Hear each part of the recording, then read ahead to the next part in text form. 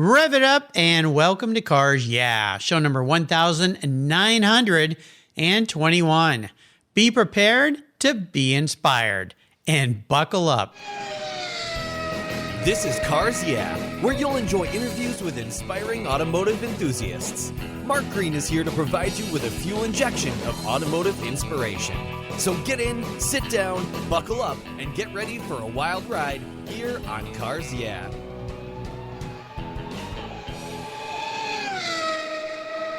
Hello, inspiring automotive enthusiasts, and welcome to Cars Yeah. Today I'm in Los Angeles, California with a very special guest by the name of Thomas Hodges. Thomas, welcome to Cars Yeah. Do you have any gear, and are you ready to release the clutch?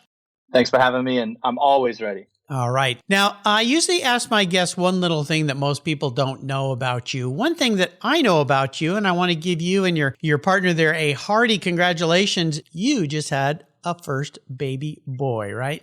I did. And that was my about me. That was an interesting fact is typically I'm a big morning person. You know, I'm usually out of bed before 4, but to your previous point, that has not really been the case the last couple of weeks. Yeah. Now you're up all night. Wow. Well, you know, it's a super exciting time for you and your new son. Congratulations. We had a great little pre-show chat, Thomas and I. I was trying to give him some fatherly advice because I've been a parent for many, many years and I just became a grandparent. So what he's going through with his girlfriend and what my daughter and her husband are going through, they're all living in the same boat right now. Zombie land, right? That's exactly right. Yeah, well, it gets easier. It'll get better. And before you know it, he'll be doing hot laps with you. So there you go. What is one little thing that maybe most people don't know about you, Thomas?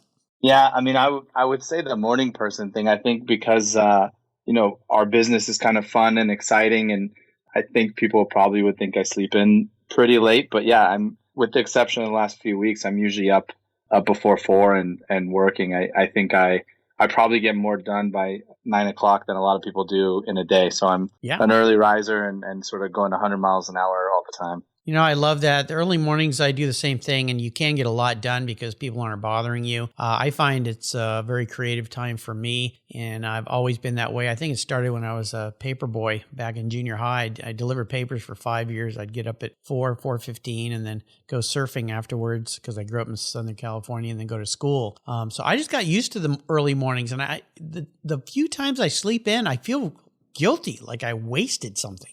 Exactly. And also it's a good time to go for a drive. You know, there's nobody on the roads at 4:30 in the morning. So if you want to go and really make the most of the hills and the canyons and things like that, that's when there's no traffic. There you go. A little secret. Well, that will tie into what we're going to talk about today. Let me give you a proper introduction. Thomas Hodges' day on the racetrack, many days on the racetrack, resulted in him founding the Ultimate Track Day Company. He and his team host automotive events at some of the finest racetracks, including Laguna Seca, one of my favorites, the Thermal Club, another great place, and many others. They provide spectacular experiences at tracks for their customers with instructors, including people like Connor Daly, an IndyCar driver, Lamborghini Super Trofeo champion Richard Antonucci, and other pros. The goal is to create the most luxurious and memorable motorsports experience possible. Their next event is coming up in October, the 29th and 30th at Laguna Seca. Thomas is a lifelong automotive enthusiast whose first job was selling Bentleys in Beverly Hills, then Lamborghini, Rolls-Royce, Bentley, and Aston Martin. He ran the Lamborghini store while he was in La Jolla, California, the city I grew up in, and then he started his own exotic automotive brokerage firm selling exotics. We're going to learn more about Thomas and his new business, but first a word from our valued sponsors, so keep the seatbelts on. Not quite feeding time for that new baby yet, so we've got a little time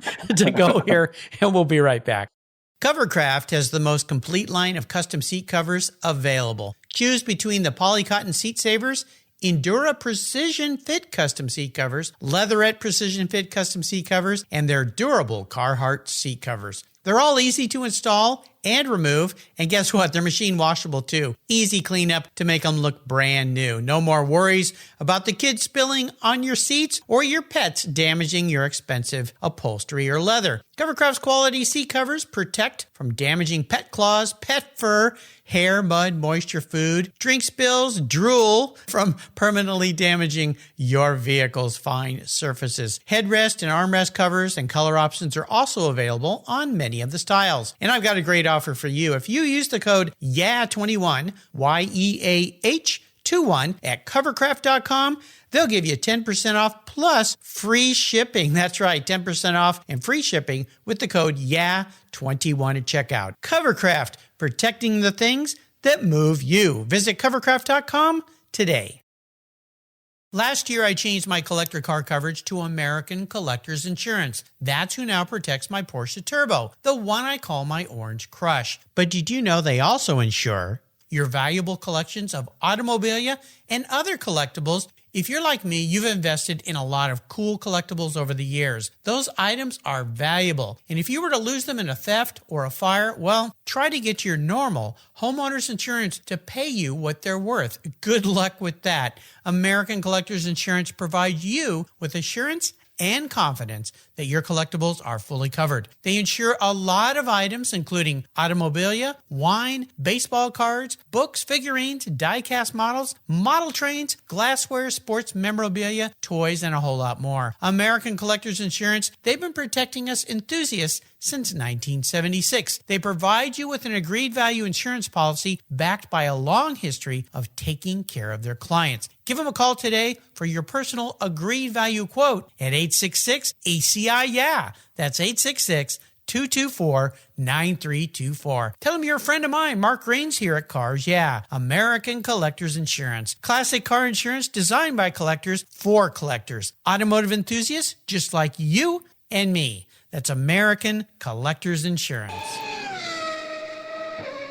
So Thomas, let's dive a little deeper into the corner, something that you love to do. I'd love for you to talk about this concept and this business of the Ultimate Track Day, because it sounds like so much fun. I raced for 12 years. I started by going to track days with clubs to see if I was comfortable on the track at speed. Turns out I was, and there you go, start racing. But you guys do some cool things for people that maybe don't want to go racing, but they want to go on the track and have fun and do it in a pretty safe environment and do it with some wonderful trainers, if you will. I mean, some of those names I tossed out there. Holy cow. So walk us through what this is all about. Grab the wheel.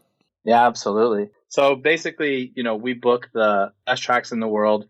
I've been fortunate over the years to make friends with a lot of incredible race car drivers. And we basically just set out, we said, what would be sort of a utopic track event, right? So we looked at all the usual pitfalls of a typical track day, too many cars on the track. The food usually isn't great if you're in the middle of nowhere.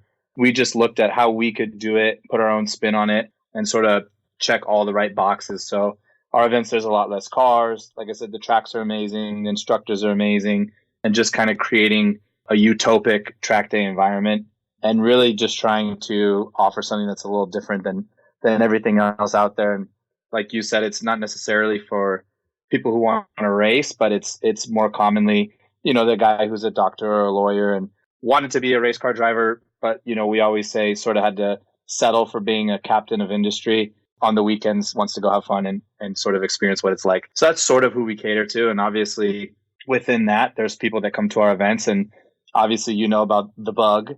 So they catch that. And then next thing you know, the car has slicks on it. And then next thing you know, maybe it's a race car. And then, we're watching them on TV. But that's sort of the short version, is just trying to create an amazing place. And we do great little events around it. So we do rallies. And one of the most exciting parts a lot of people have said is, we usually do like a Friday night cocktail reception the night before and do a dinner the night after. And one thing people really enjoy is just the camaraderie and the people. And as I'm sure the laughs after a day on the track and just the conversation. And it's really kind of a unique situation to be around similar people. And those are usually a lot of fun. So it's sort of a whole experience. Well, I love what you're doing, because when I started getting to be part of this, it was with the BMW Club and the Porsche Club, and we would have track days. But the challenge with those was you would get there, they were decently organized, but they were pretty loosey-goosey. You had to bring your own food. There was never anything good to eat. You had to bring all your own stuff. There typically were maybe some people that were there to help you, but they weren't always the best. And I'll tell you, my first day on the track, I spent the whole day in my BMW M3. Everything went well. And the end of the day, the instructors took us out for rides in their cars. My instructor spun his car and flipped it over on its roof. Oh, And that was my first day. And I came home from that event really kind of starting to question going, is this something that I really want to do? Oh my gosh, the guy just wrecked his cool car. I don't want to wreck my car. I don't know if this is the right thing to do. And thankfully I wasn't hurt. But I love the concept of having pros there to train. You're at state-of-the-art facilities, Thermal Club, Laguna Seca, other tracks that you go to. And I like this, the evening before you get together, you get to know the other people, because lots of times when you get to these tracks, you don't know who else is out there. And if you're in a track where you're all going together and they allow passing, there's always that one Yahoo that you just go, this guy's going to be a problem. He's the guy that doesn't listen at the beginning when they're talking to all of you and telling you the rules. He's over there chatting or on his phone, and you go, that's the guy who's going to cause problems or he's going to crash. And I love that end of the day get together because you can network, get to know people. This is cool. What are some of the other tracks that you have plans for attending? I know Laguna Seca is coming up, which was one of my favorites. Yeah, Laguna Seca is one of my favorites in the world too. We're looking next year for the 2022 calendar, and we're looking at Sonoma. We're looking at Coda. Obviously, we'll do Laguna again, and then looking at a few other options. Indianapolis has been floated, which would be pretty interesting, and then we're also looking at Road America, Road Atlanta, and a few other all the sort of marquee tracks, but they sort of have to fit a certain criteria for them to really make sense with our program. But yeah, I mean, all the best track usually is where you'll find us at. Oh, this is fantastic. Tell me a little bit about your background, because when I gave you an introduction, you worked in the automotive sales industry for a while. I mean, you sold high-end cars to high-end clientele. So you're used to being around these people who have wealth, but they also understand and enjoy exotic cars, sports cars, hypercars, things like that. These are people that they don't buy cars just because of the prestige. They like nice cars. They understand that. So you're in your element here, right?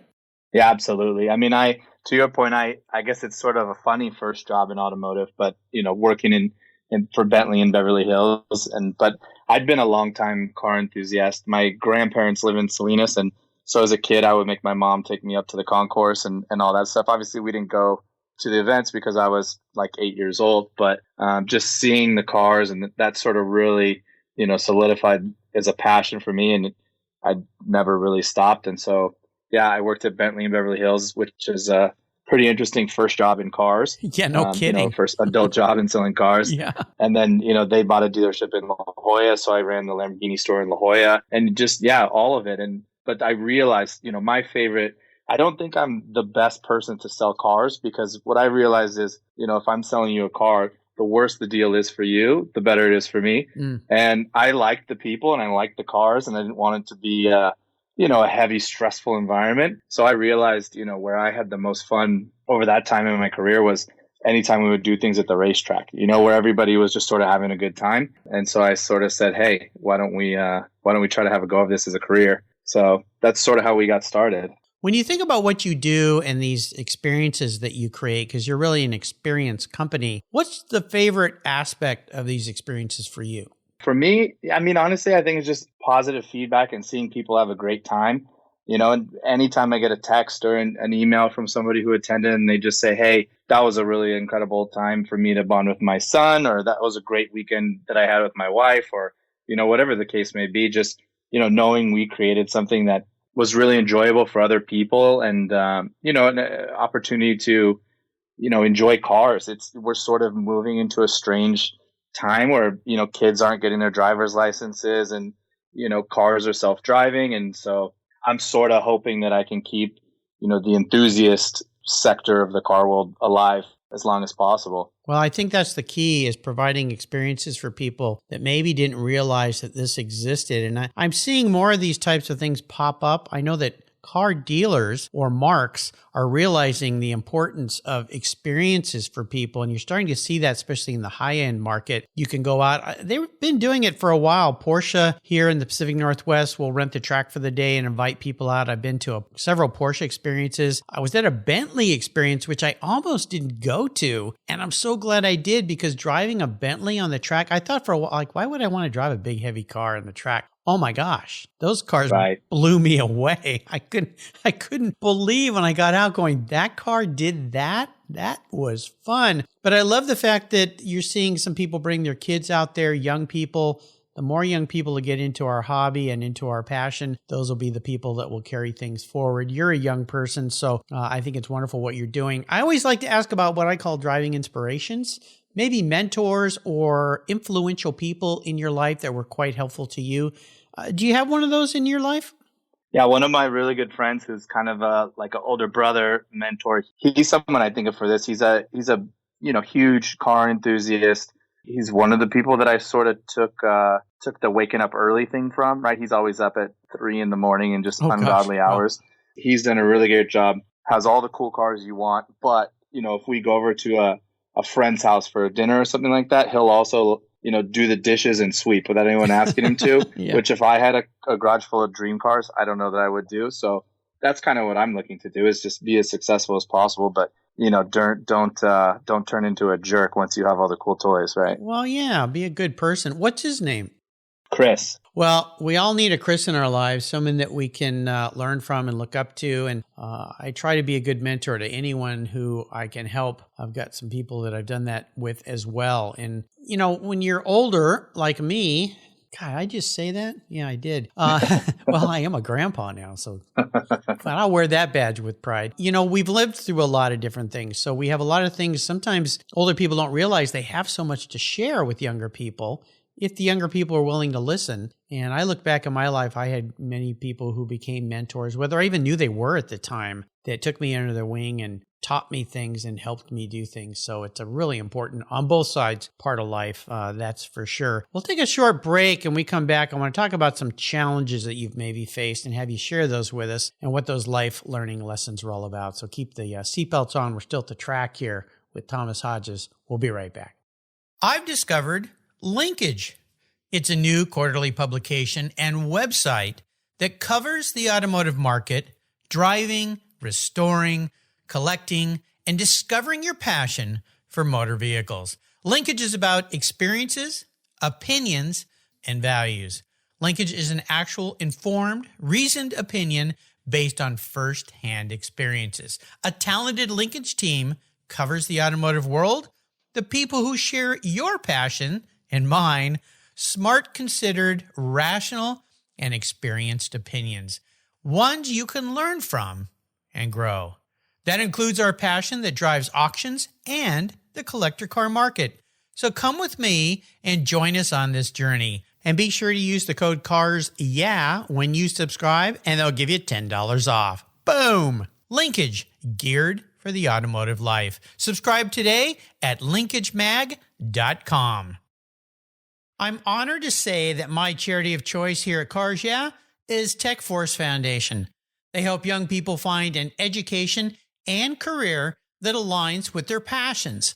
For those who love cars, problem solving, and working with their hands, a career as a professional automotive technician is the perfect fit for a fulfilling life.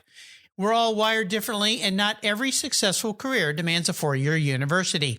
Technical education and the skilled trades matter, and we need qualified, skilled technicians to keep our vehicles rolling. Learn more about how you can support tomorrow's driving force and workforce of technicians at techforce.org, like I do here at Cars Yeah. So we are back. So let's talk about this. A challenge, a failure, some big wall you smacked into that you didn't expect. But tell me what the lesson learned from that experience was so you could come out of it on a positive way on the other side. Yeah, thinking back, one that was really sort of pivotal for me was there was a dealer group I worked for that hit the skids financially pretty hard. And it was pretty ugly and a huge nightmare. And I remember, I had customers calling me, at 11 o'clock, midnight, saying, hey, you guys owe me money for a car I traded in. Do I need to call my lawyer? Mm-hmm. This and that. And I was caught in the middle and felt helpless. There was nothing I could do. But that really sort of fired me up to say, hey, ultimately, you need to work for yourself, right? That's something people had always kind of said, and I'd always repeated and never fully understood what it meant. Yeah. But I just kind of decided, hey, if things are going to go wrong, I'm at least going to I'm going to shoot myself in the foot, not have somebody else do it. So that was sort of a moment where I really kind of, I wasn't ready to launch into my own thing just yet, but I kind of in my mind at that point had it made up that you got to go work for yourself. Yeah, if you're going to be a hard worker, build your own legacy. And I always tell people, young people, you may want to work for a while for someone else and create a bit of a landing pad for you, either financially or just knowledge-wise. Think of jobs as your MBAs that you get paid to do and then go out on your own. But that must have been a very, very challenging time when you work for a company that goes under and leaves some people in the lurch and you're sitting there with no power to help them. That must have been hard. We could go into a whole nother hour on it. I have so many interesting stories, but it was really hard, and just sort of not knowing, if we were going to get paid that week and things like that. It was very interesting. And also I realized too, I think a sense of responsibility now that I'm paying people, realizing, if I do something silly, I'm hurting other people now, right? Now that people are relying on me, you really it makes you grow up a little bit and think like, hey, if I make this decision, it's going to impact other people, right? So it was that was kind of a harsh growing up moment for me, I would say. May I ask you this? We don't have to get into names or anything like that, but did you see things coming that were making you go, wait a minute, something isn't right now? Because lots of times when things happen in companies, you have a sense, but you almost don't want to admit it, or maybe your bosses don't admit it, but you want to believe that they have good intent, that things are going to be fine. And then afterwards you go, man, I wish I had listened to my gut and gotten out of here before everything fell apart. Was that the case for you, or was it a complete rug yanked out from under your feet? No, it was definitely, there was writing on the wall. I think looking back, it's so clear, but at the time you just you think like, hey, maybe I'm overreacting or things like that. But yeah, definitely now looking back, it's unbelievable that most of us made it out of there okay, but yeah, there was definitely writing on the wall. But as you said, when it's the people that are, at the top, who are you gonna tell, right? You're gonna tell them that they're screwing up, you're kind of in a pinch. Yeah, exactly. Well, this is where lessons learned are really important. And this is a great thing for listeners out there that might be working at a place where something doesn't smell right. I've been in these situations, and if something doesn't smell right, if something seems wrong, it is. Every time it is. And especially if you can't go to your boss or coworkers and speak frankly and ask brutally clear questions about what is going on here. If you can't do that, then you probably need to go somewhere else. Would you agree? I would agree. And also the exotic car world is a pretty interesting world. I remember I read an article a while ago about another dealer group that had a huge problem back in like the late 90s. And the beginning of the article, it said there's only 3 places in the world where large amounts of cash change hands with very little paperwork, and it's drugs, diamonds, and exotic cars, right? So, that's kind of the world you're in. You're probably the best of those 3, but, you're still in a crazy world. I'll add a 4th one, art. Yeah, there you go. Yeah, I think some of that world is basically a money laundering business, but I don't know that for a fact, but it sure seems fishy a lot of the times to me. I think you're exactly right. Yeah. Let's look ahead maybe 2-3 years. I don't want to go too far further out, because after what we've all had to deal with COVID, a company like yours definitely gets affected by this thing. Nope, you can't do anything where there's people together. Sorry. What does your bucket list look like for your business in the next 2-3 years? What if you could have it do and be anything? What do you see? Yeah, I mean, I really would like to start doing stuff on a international scale. There's a lot of the premier tracks in the world, let's be honest, are in Europe. Yep. And I think as everybody I talk to over here, I always have clients saying, let's go to Spa, let's go to Nürburgring, right? Yep. Which sounds great. And I agree. Once you start looking at the logistics and the finances of it and trying to make it all work, it's a little more tricky. Yep. But I think, if we could sort of solidify a group that's willing to do that, and then start attacking the tracks. I mean, how cool would it be if we, went on a trip with a little group of us and did sort of what we do, but at Silverstone, for example, or Suzuka. I mean, it'd be really incredible. So that's one thing that we really, we're really shooting for. Sounds spectacular. I'd love for you to share a special vehicle story in your life. You've been around some very cool cars. Is there a car that's been either a car for you or a car you've owned or a car you've been around that has a special meaning for you? And if so, what is it or what was it? And share a special story about that vehicle. So I think there's a couple, but probably the one that comes to mind was I was working in a hotel in Newport Beach as a valet, and my first day on the job, there was a brand new Murcielago LP640 Roadster, which coming from living in Sacramento was basically like I was seeing a space shuttle. And so over time, I befriended the guy that was the owner of the car, who was a super nice guy, and he was the first one that would sort of tell me, you got to get into business for yourself, because, the tax ramifications and this and that, which I would just sort of go around repeating for another 20 years until I actually understood what that meant and did it myself. But it sounded really good. Yep. And he had a Lamborghini and I didn't. So I thought, he must know what he's talking about. He knew something. Yeah. Exactly. And so we became friends, and he commented one day, he said, well, you've driven the car, right? You know what I'm talking about. And I said, I haven't. He's like, well, do you want to drive it? How about Sunday? And so I just couldn't even believe that this was happening. Yeah. And I remember going to bed on Saturday night just thinking like, holy cow, like I'm going to get to drive a Lamborghini tomorrow, which 6 months earlier wasn't even a fantasy in my mind. And it poured on Saturday night. I mean, just absolutely poured, and this is a sports car with no top. And I thought, this guy's probably going to cancel, but he didn't. And he just said, hey, why don't we just do it a little bit later and see if the clouds break, which they did. And we went, and it seems like it was yesterday. It was really pretty incredible. Wow. And then the other one is actually also a Lamborghini, which was, we got to go drive the Huracan before it came out in the US at Imola, which, as you know, is pretty, it's where Senna died. It's a lot of great races have happened there, and that was pretty special. I think those two cars will always have a soft spot in my heart. Ooh, yeah, I think so.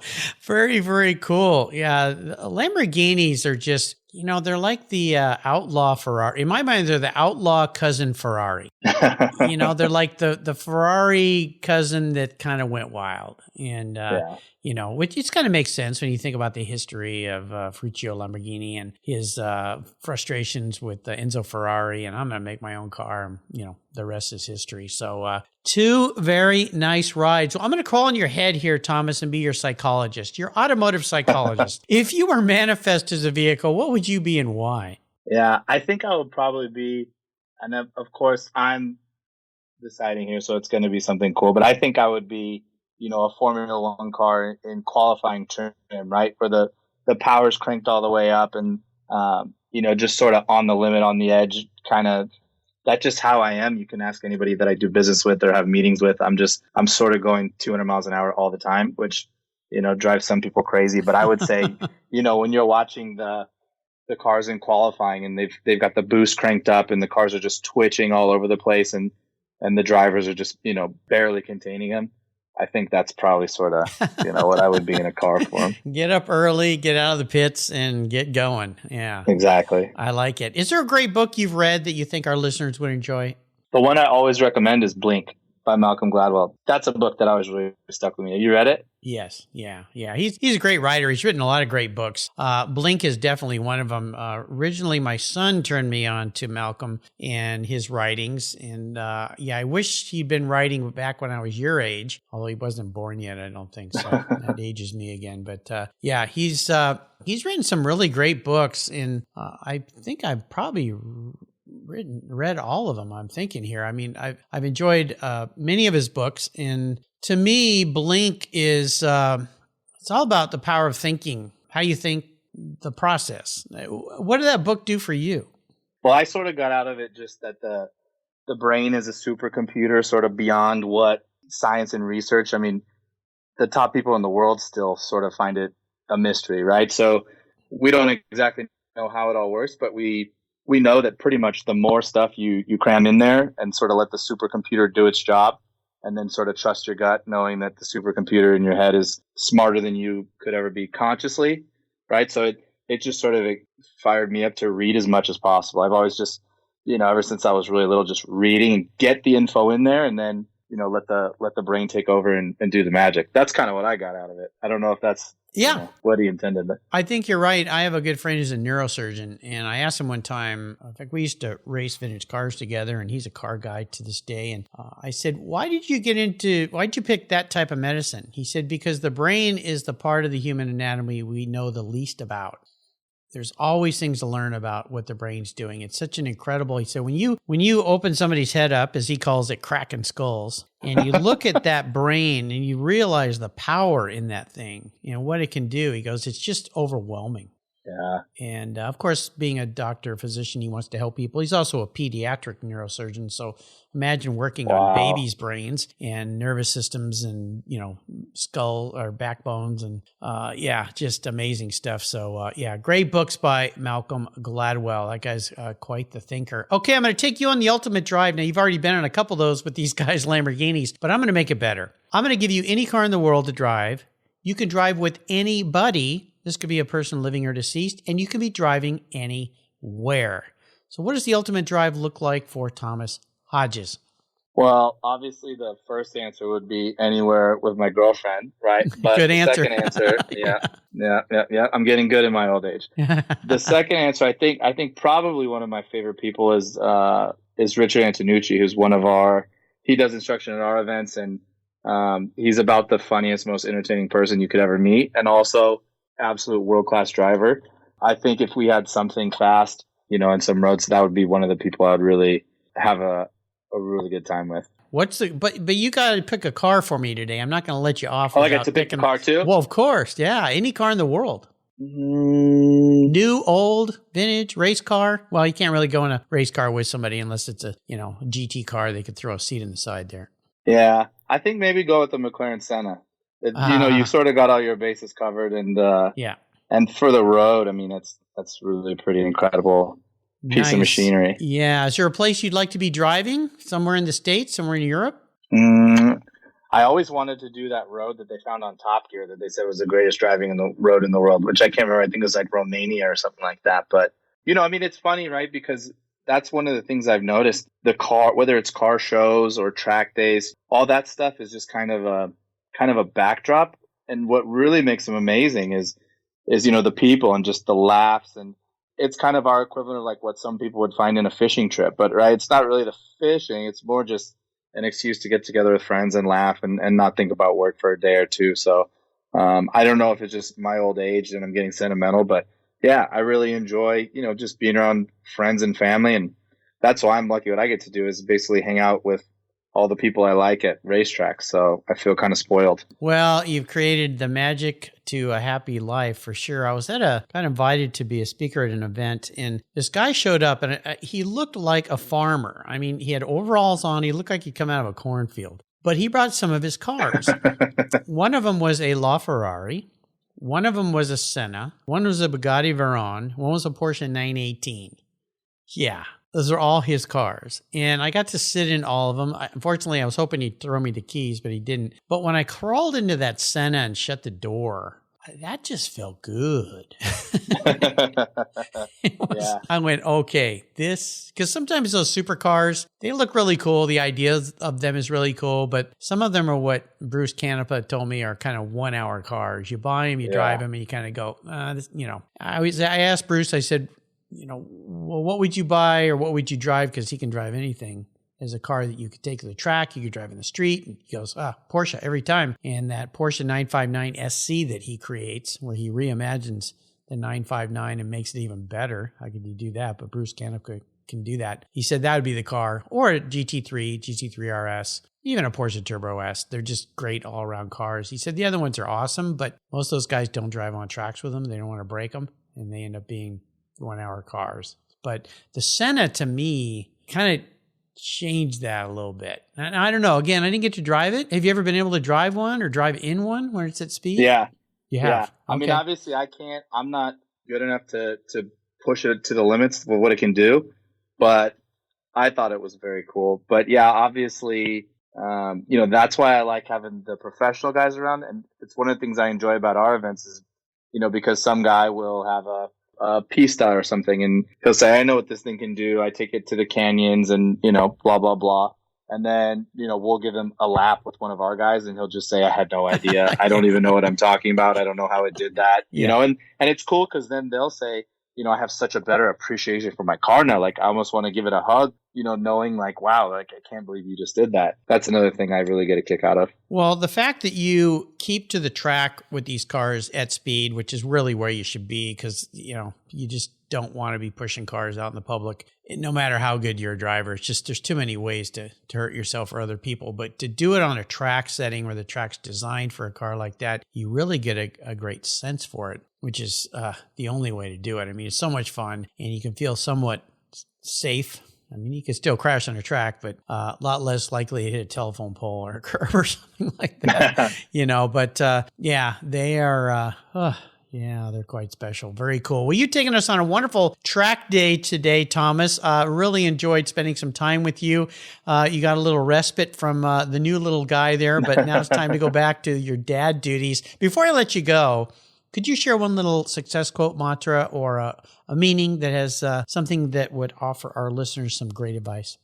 Yeah, I mean, I think one of them is, somebody told me when I was looking at venturing out and starting my own business, they said, do it when you're young, right? Do it when you're young and you don't have people that depend on you and rely on you. And, because at some point you're going to have people, who you're taking care of, and those chances you take will impact people. So if there's something that you want to do, I think you should do something you love and, roll the dice and bet on yourself. That would be a big one. Bet on yourself. I love that one. Most definitely. How can people learn more about, sign up, and experience the Ultimate Track Day?